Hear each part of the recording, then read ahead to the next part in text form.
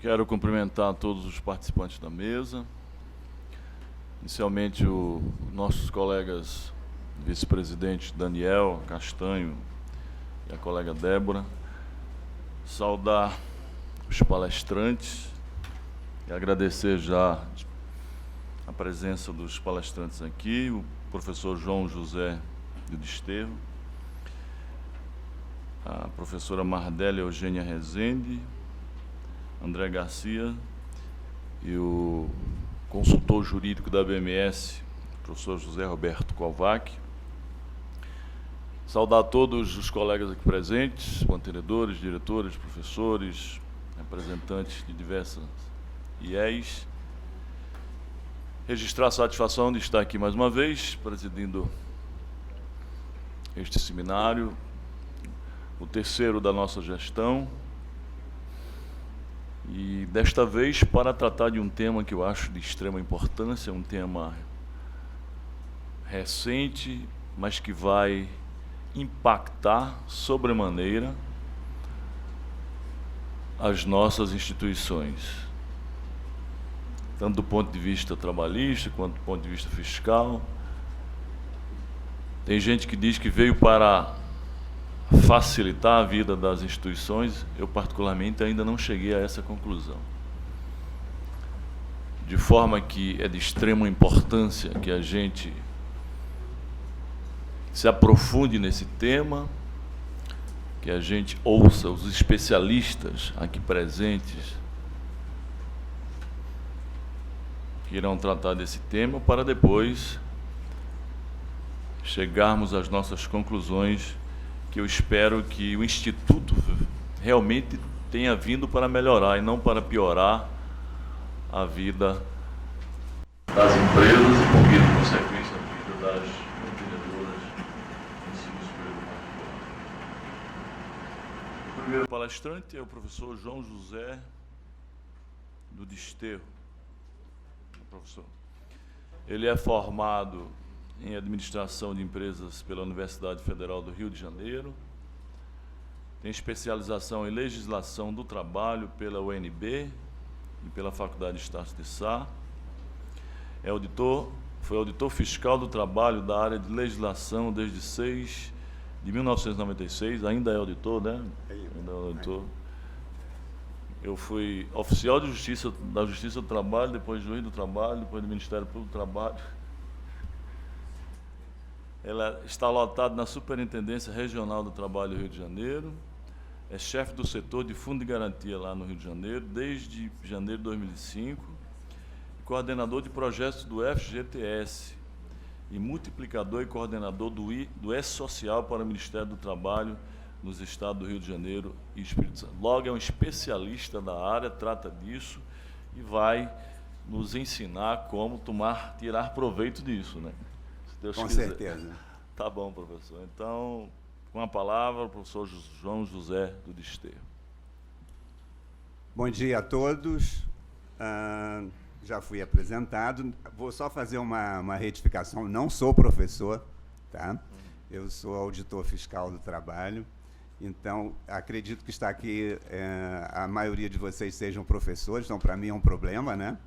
Mas vou procurar mostrar para vocês essa nova ferramenta que é o E-Social, e mostrando um histórico do E-Social, que começou mais ou menos por volta de 2008, e qual o impacto que ele poderá ter nas relações trabalhistas, e principalmente quais os benefícios que o E-Social poderá trazer, tanto para o empregador quanto para o empregado.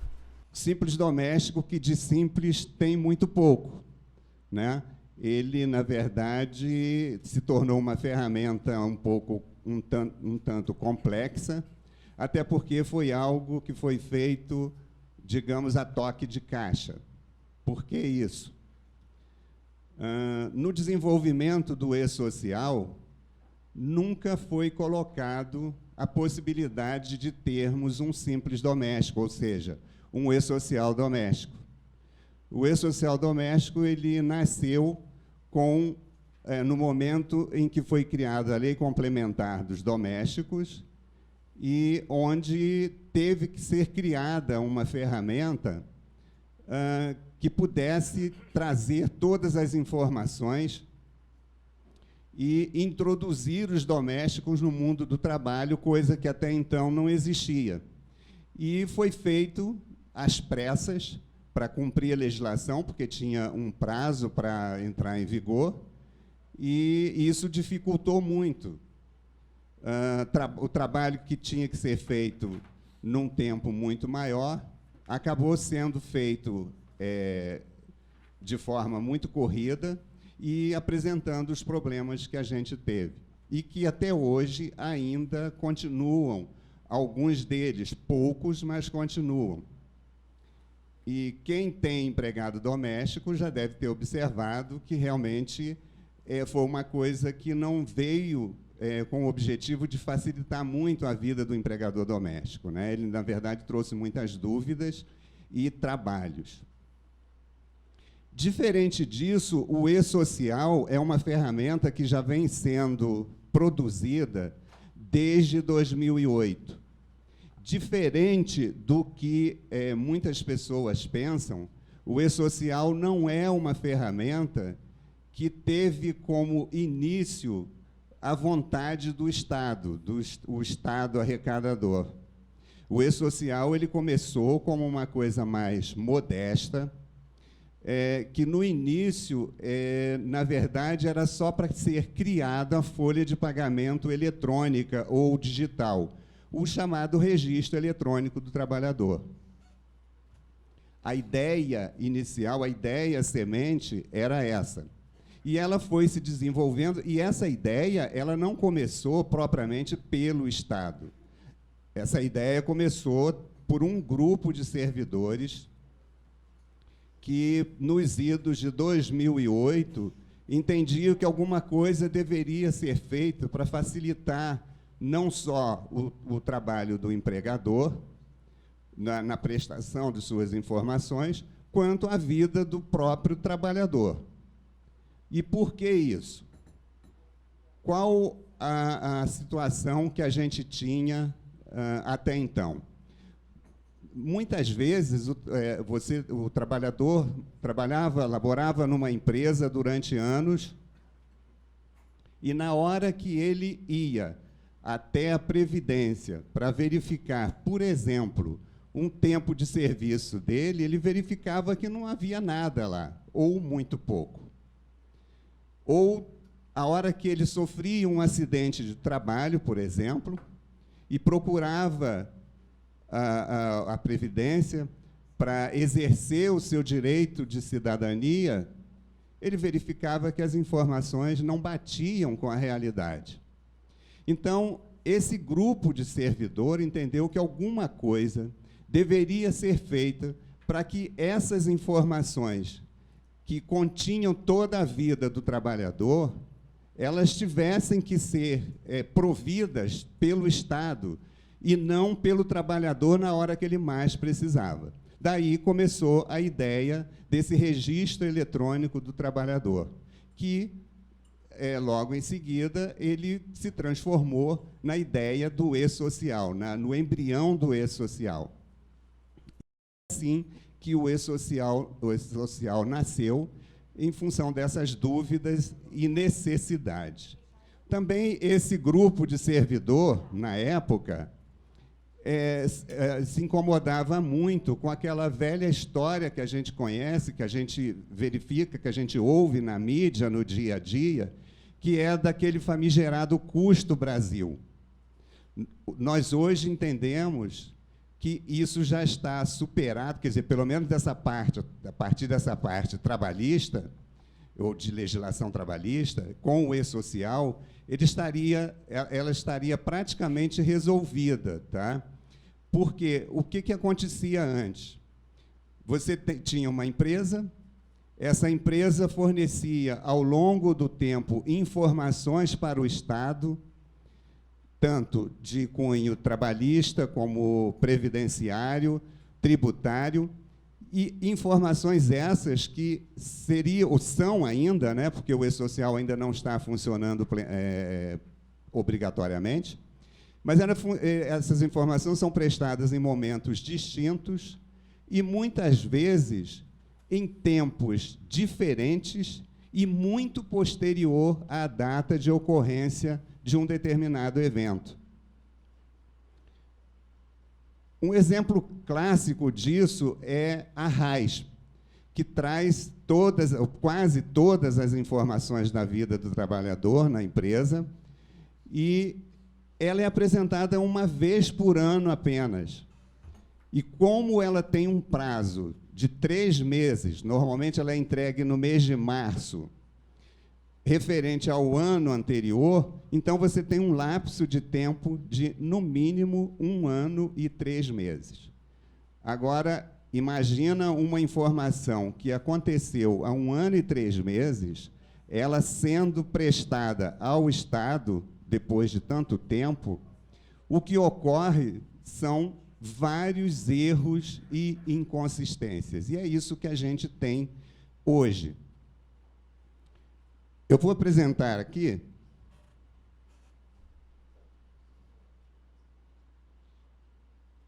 esse é o cenário que a gente tem hoje.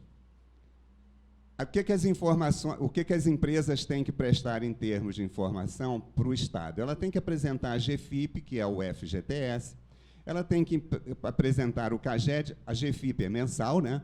O CAGED, que é mensal, a RAIS, que é anual, mas ela tem que prestar também informações de perfil psicográfico para a Previdência, tem que apresentar as informações para a Receita Federal, e todas essas informações são fornecidas, basicamente, em datas diferentes, e elas são colocadas em cadastros diferentes. Então, o que acontece na prática hoje? Nós temos vários cadastros, como, por exemplo, o cadastro da Caixa, o cadastro da Previdência, que é o CNIS, o cadastro do Ministério do Trabalho, que é a RAIS e CAGED, todos eles basicamente com as mesmas informações e com muitas inconsistências. Por que isso? Primeiro, que quando o trabalhador vai fazer pela primeira vez o seu cadastro como primeiro emprego, hoje ele pode prestar essa informação para o Ministério do Trabalho, quando ele faz a carteira, ou pode ir na Caixa e fazer esse registro, né, para obter o número do PIS, ou na própria Previdência. E aí o que acontece? Ele, muitas vezes, principalmente no passado, né, ele tinha vários números de PIS, um mesmo trabalhador, vários números de PIS. E isso acabava gerando várias inconsistências nesses cadastros. E, muitas vezes, o trabalhador ia num órgão desse para exercer qualquer direito e chegava lá, ele verificava que não tinha aquela informação para ele. Por quê? Estava num outro número de PIS. Então, o primeiro grande objetivo do E-Social é exatamente unificar todas essas informações, como a gente vai ver aqui. E detalhe, a gente tinha, a partir do momento que a gente prestava, ou presta ainda, informações em tempos diferentes, a gente tem ali aquela ideia do contador, coitado, que fica, muitas vezes, exausto por várias informações que ele tem que prestar, e informações repetidas, e, muitas vezes, chega no final, ele verifica que o trabalho dele foi para nada, né? Quando se começou a falar no E-Social, começou-se através de alguns princípios básicos que pudessem gerir o E-Social. Esses princípios básicos são esses 5. O primeiro dele é viabilizar a garantia de direitos previdenciários e trabalhistas, que foi o que eu acabei de falar. Com isso, com essa ferramenta, a ideia é zerar a possibilidade do trabalhador, na hora de exercer a sua cidadania, ter o dissabor de chegar lá e não poder fazê-lo, porque as informações, de alguma forma, não estão lá. O segundo princípio é de racionalizar e simplificar o cumprimento das obrigações. Como assim? Ao invés da empresa apresentar informações para vários cadastros diferentes e de forma repetida, ela apresentar uma única vez essa informação. O terceiro é eliminar a redundância nas informações prestadas. Por quê? Tendo em vista que a empresa só vai fornecer as informações através de um canal único, que seria o e-social, ela eliminaria a possibilidade de informar, eventos iguais e com conteúdos diferentes em função da data de apresentação. Aprimorar a qualidade das informações das relações de trabalhos previdenciárias e tributárias. Claro, a partir do momento que ela racionaliza o envio dessas informações, ela também vai fazer com que essas informações sejam apresentadas de uma forma mais qualificada. E, por último, conferir tratamento diferenciado às microempresas e empresas de pequeno porte. Esse foi um dos problemas que o e-social encontrou no início, na caminhada dele. Por quê? A gente sabe que uma empresa grande, ela trabalha com alguns parâmetros, inclusive parâmetros de custo, que são proporcionais ao seu tamanho.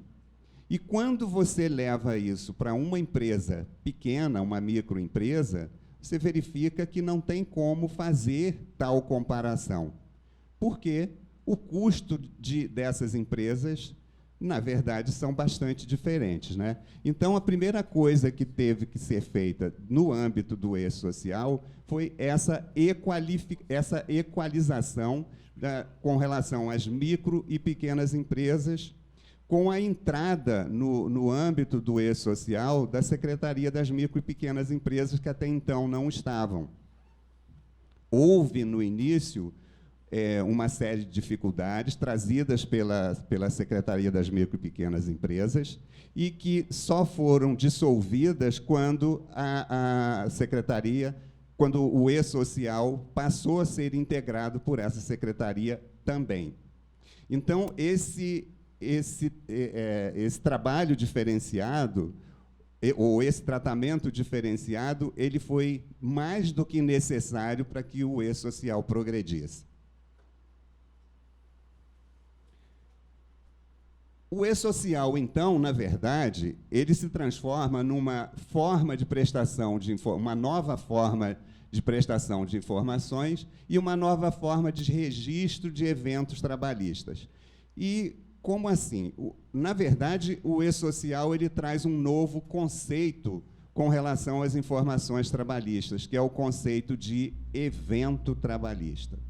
Para o e-social, um evento trabalhista pode ser qualquer coisa no mundo do trabalho que a empresa tenha por obrigação informar para o Estado. Por exemplo, a admissão de um trabalhador é um evento trabalhista no âmbito do e-social. É uma informação obrigatória que a empresa tem que fornecer e que é fundamental para o funcionamento do e-social.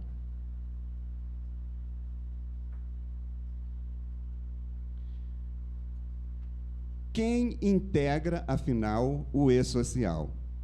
O e-social ele é integrado pela Caixa Econômica Federal, que representa o Conselho Curador do Fundo de Garantia, pela Receita Federal do Brasil, pelo Ministério do Trabalho, pelo INSS e pela Previdência. Aliás, eu quero pedir desculpas, porque ali ainda está Ministério do Trabalho e Emprego, e todo mundo sabe que hoje é Ministério do Trabalho, né? Mas, até pouco tempo, havia essa dúvida se seria trabalho e previdência ou se seria trabalho e emprego, e hoje a gente já sabe que parece que vai ser só Ministério do Trabalho. Então, esses 5 órgãos, eles integram o e-social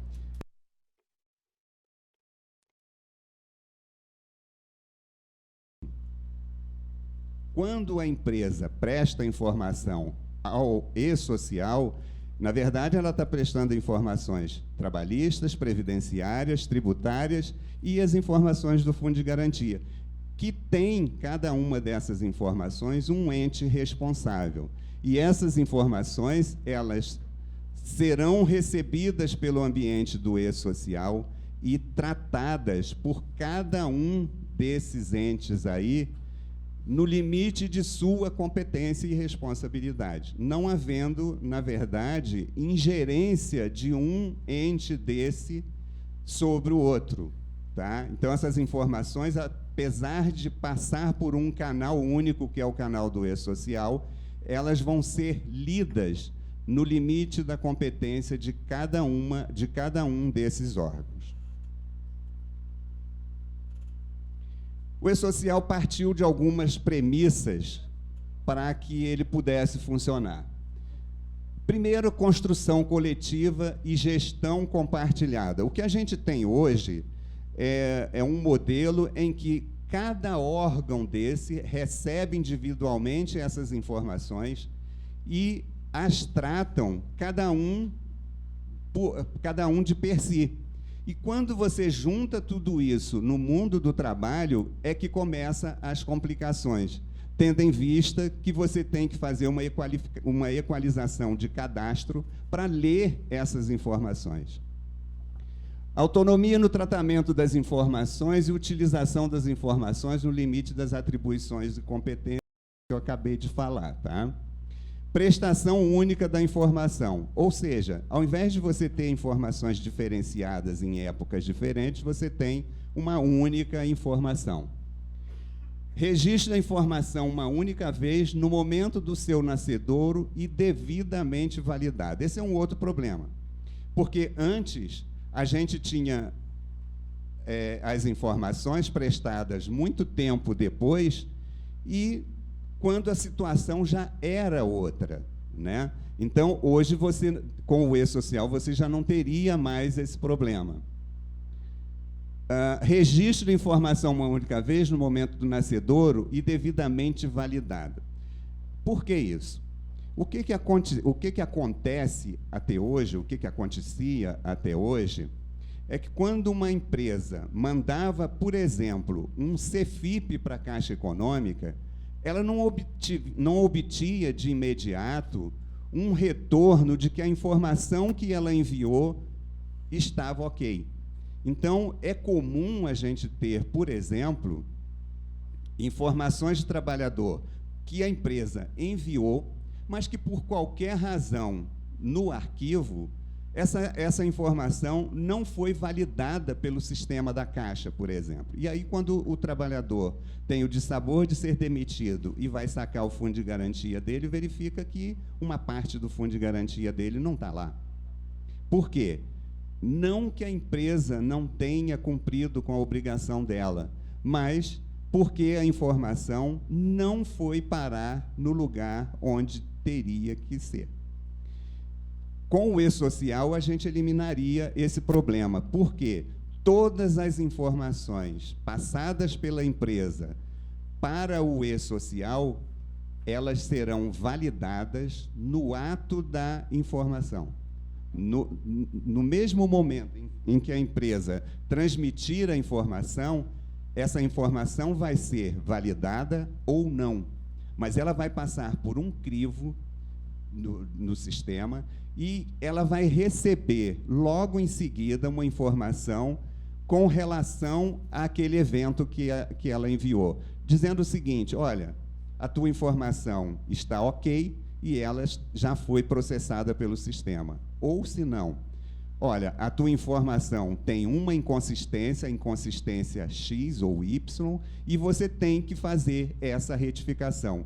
Senão, a tua informação não vai ser aceita pelo sistema. Flexibilidade e simplicidade no envio e na retificação das informações. Isso é um outro problema também.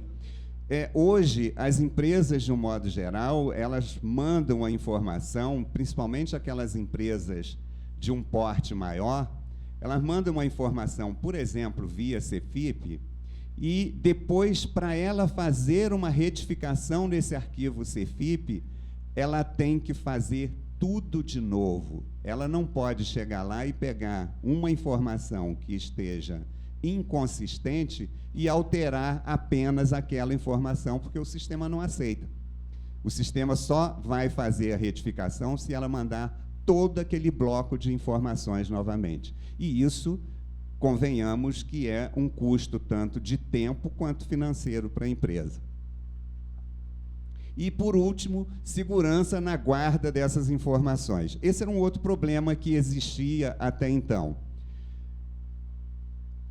Até hoje, dentro do sistema que a gente tem, as informações são enviadas e as empresas continuam tendo que arcar com a responsabilidade de provar que mandou a informação.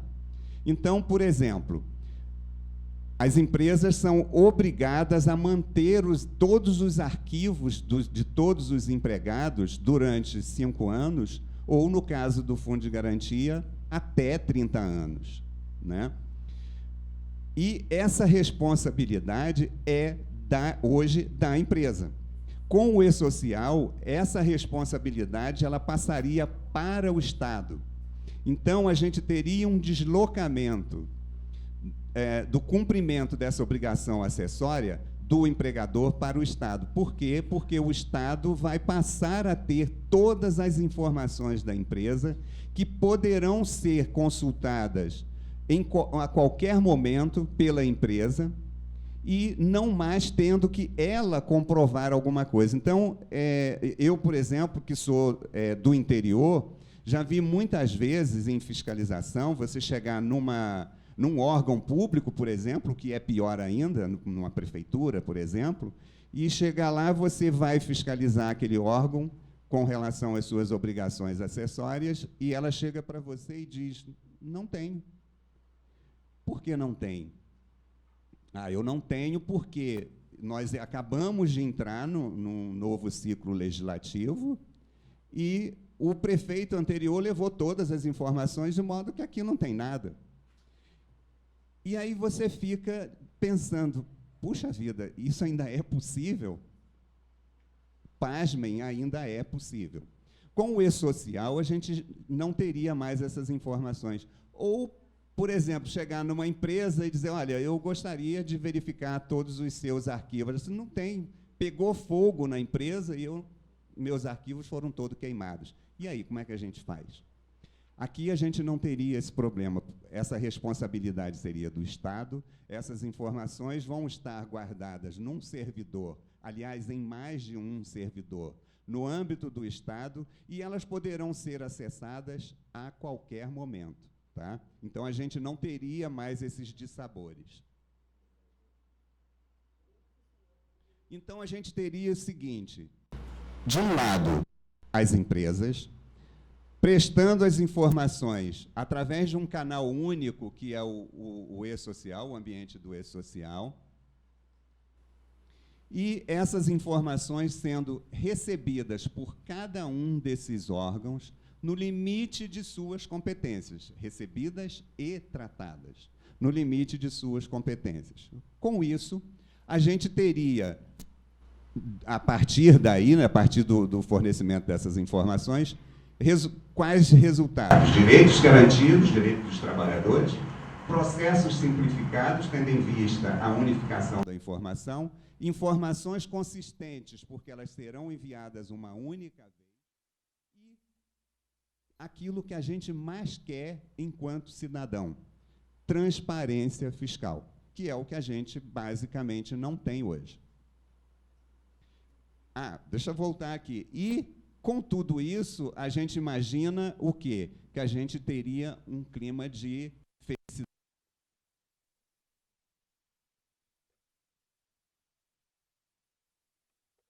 Por quê? Essa aqui é essa sequência que eu passei agora há pouco, né? Mas por que a gente não teria essa felicidade total, mesmo depois de cumpridas todas essas obrigações? Por uma razão muito simples. O E-Social é uma ferramenta que vem mexendo com uma coisa que a gente tem a maior dificuldade no dia a dia de lidar com ela. que é a mudança cultural. O E-Social vai trazer como principal mudança na vida das empresas, principalmente, e contadores, né? É uma mudança de cultura. Porque a gente tem hoje, de um modo geral, nas empresas, e com raras exceções, que numa empresa tudo aquilo que se quer, ou tudo aquilo pelo qual se busca é o lucro, né? Então, a empresa, como está focada no lucro, ela esquece de ter em suas várias unidades, com seus vários colaboradores, um tratamento mais, digamos, democrático, ou seja, todo mundo conversando com todo mundo. O que a gente mais vê dentro de uma empresa é você ter um setor comercial, uma divisão comercial, você ter uma divisão de marketing, você ter uma divisão de recursos humanos, e quase sempre esses setores não conversando entre si. Qual a dificuldade que isso aí seria para o E-Social? Toda. Por quê? Porque com o E-Social, como as informações elas vão ser unificadas, isso quer dizer que todos esses setores vão ter que conversar. Porque se ele não conversar, se um não souber o que o outro estiver fazendo, as coisas vão ficar um pouco difíceis. Por quê? O E-Social trabalha dentro de uma premissa de que as informações poderão ser prestadas por cada unidade da empresa. Mas, na hora do fechamento, o fechamento tem que ser centralizado. Essa é uma premissa do E-Social. Não que isso seja bom ou que isso seja ruim, é apenas uma forma com que o E-Social vai trabalhar. O fechamento, mesmo que a empresa tenha, sei lá, 200, 300 unidades, o fechamento tem que ser feito por um único, que, via de regra, deverá ser a matriz. Aí imagina o seguinte, uma empresa que tem várias filiais Brasil afora, algumas no Sudeste, outras no Sul, outras lá no Norte, onde algumas vezes nem a internet chega. Como é que essa empresa vai fazer isso? Ela vai ter que conversar. E como isso muda radicalmente com essa cultura dentro da empresa, isso é um fator de dificuldade para a empresa. Por quê? Porque é uma das poucas vezes em que ela vai ter que se adequar à forma de trabalho do E-Social, mudando a sua cultura. E a gente sabe que mudar métodos de trabalho é relativamente fácil, né? Absorver custo de alguma coisa, também. Mas mudar a cultura de pessoas, cultura que já existe há muito tempo, é uma coisa mais complicada. E esse vai ser, digamos, o principal complicador que o E-Social vai trazer. Presume-se, e isso a gente tem procurado passar nas apresentações que a gente faz, é que as empresas já estejam, a essa altura do campeonato, conversando, fazendo com que seus colaboradores conversem, fazendo com que suas unidades, setores, divisões e etc., e diretorias, que conversem, para que todo mundo saiba o que o outro está fazendo. Acho até que seria uma coisa relativamente óbvia, né? Todo mundo conversar na empresa, mas, na prática, a gente sabe que não é isso que acontece. Então, essa mudança vai ter que ser feita para ontem.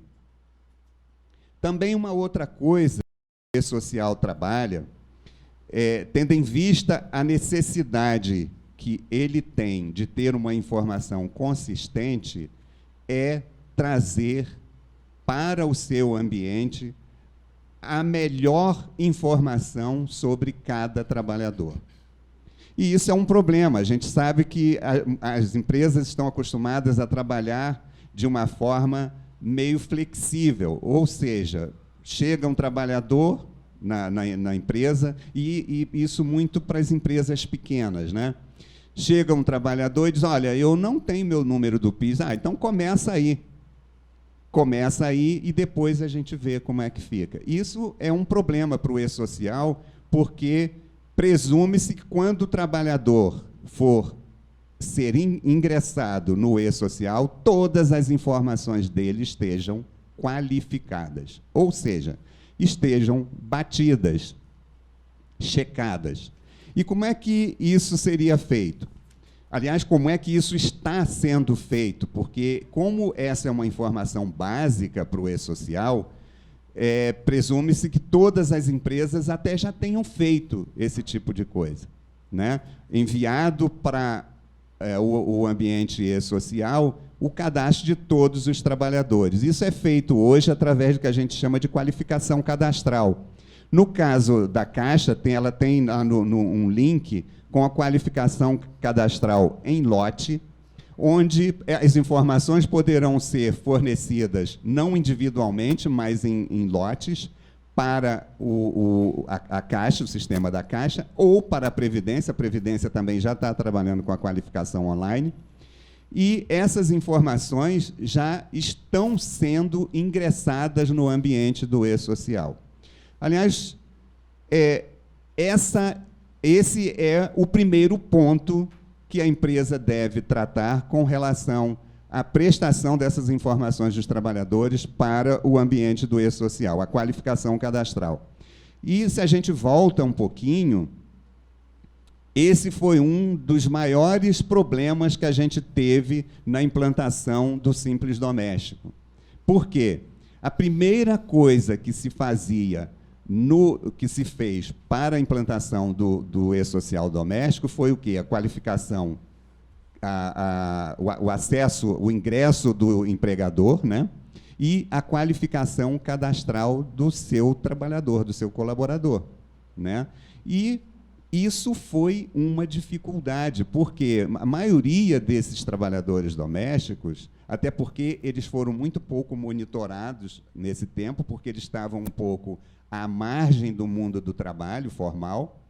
E aí o que acontece? As informações, via de regra, não batiam. Tinha uma informação no cadastro da Receita com relação ao CPF, tinha outra no cadastro do CNIS, tinha outra no cadastro da Caixa e por aí afora. E essas informações tinham que ser equalizadas para que elas se transformassem numa coisa única, num registro único. E essa foi um dos grandes problemas de implantação do e-social doméstico.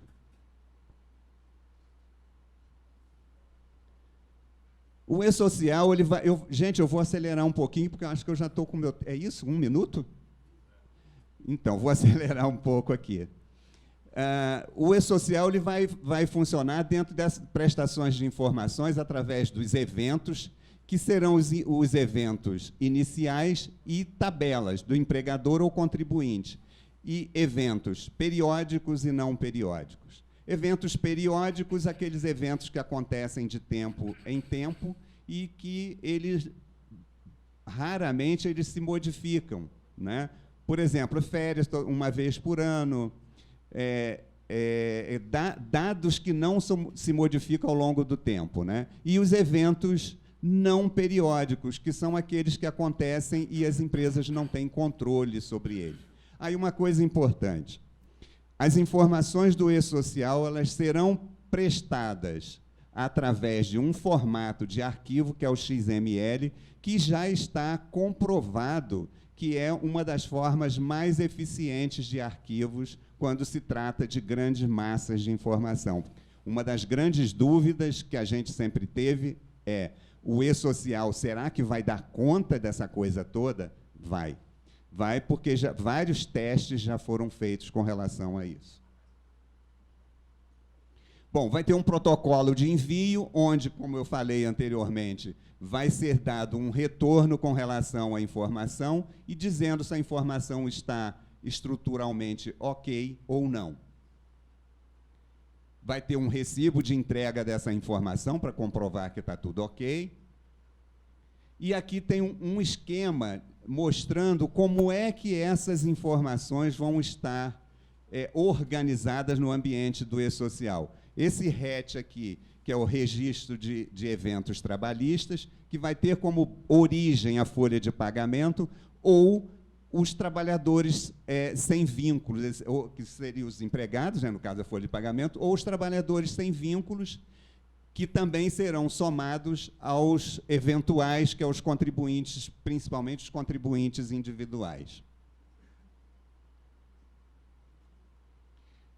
Trabalhadores esses sem vínculos, que serão de caráter obrigatórios ou opcionais. Obrigatórios são aqueles que estão ali. Outra coisa, gente, eu estou correndo um pouco agora para não atrasar muito, mas essa apresentação ela vai ficar aqui para a entidade e que poderá fazer uso dela da maneira que achar melhor. Aliás, além dessa apresentação, eu deixei as 3 apresentações da Previdência, da Receita e da Caixa, tá? Porque esse é um compromisso nosso com o Conselho Gestor do Fundo de Garantia.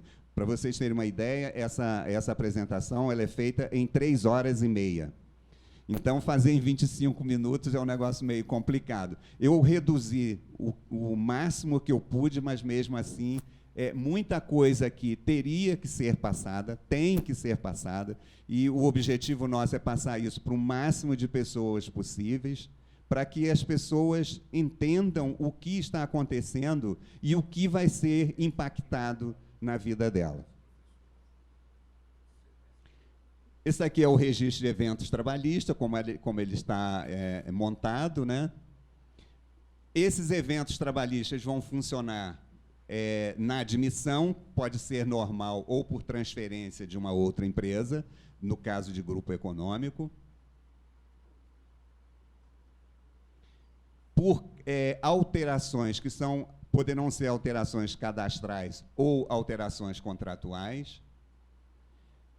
No tratamento dessas informações também, os afastamentos temporários, que são aqueles afastamentos por doença, afastamento de acidente de trabalho, as férias. Os eventos de saúde e segurança no trabalho, e aqui tem uma informação que mais na frente um pouquinho eu vou falar, porque vai ter um cronograma diferente para essas informações, que elas são informações mais complexas.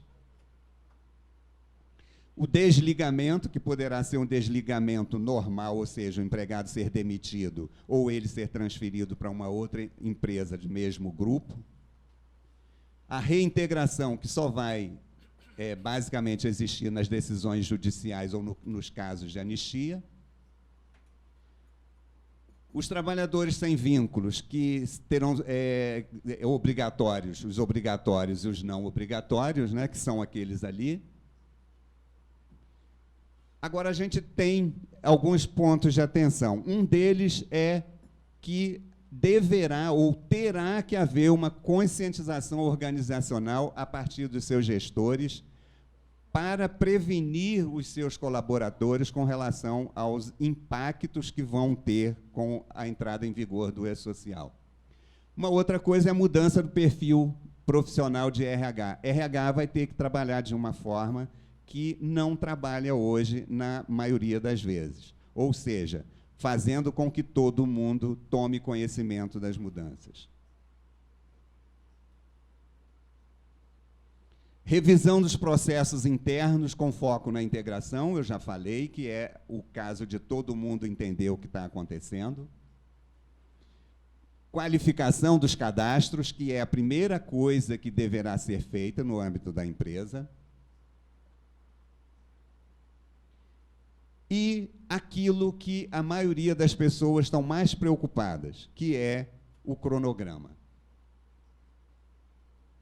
Bom, a gente tem o seguinte cronograma e deixa eu fazer uma observação.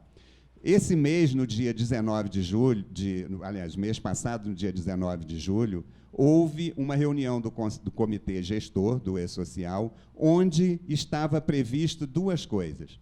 Primeiro, a alteração de layout dos arquivos. Algumas alterações que não estavam, algumas informações que não estavam funcionando dentro do layout, que seriam alteradas, e o cronograma.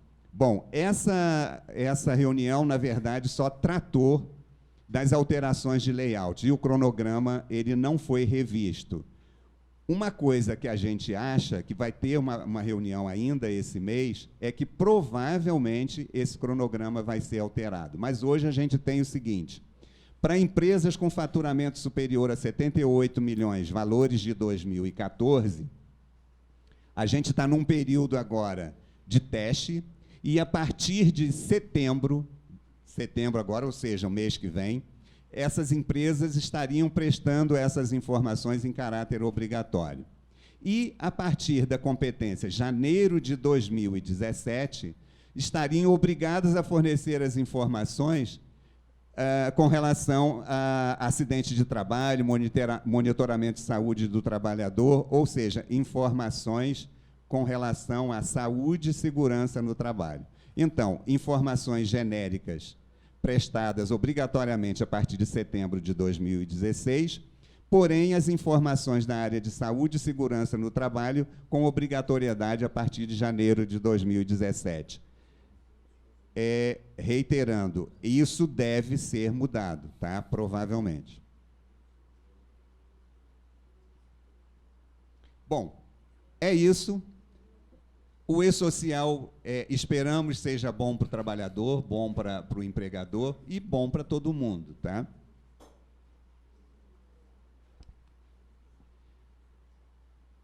Aqui está o meu contato. Se alguém precisar de alguma informação, pode ligar ou mandar um e-mail, tá? E eu quero agradecer a ajuda de vocês, né? Tendo em vista que eu não sou professor. Então, gostaria de agradecer e agradecer também o convite da ABMES, tá? Muito obrigado e estou à disposição para qualquer dúvida que vocês tenham. Obrigado.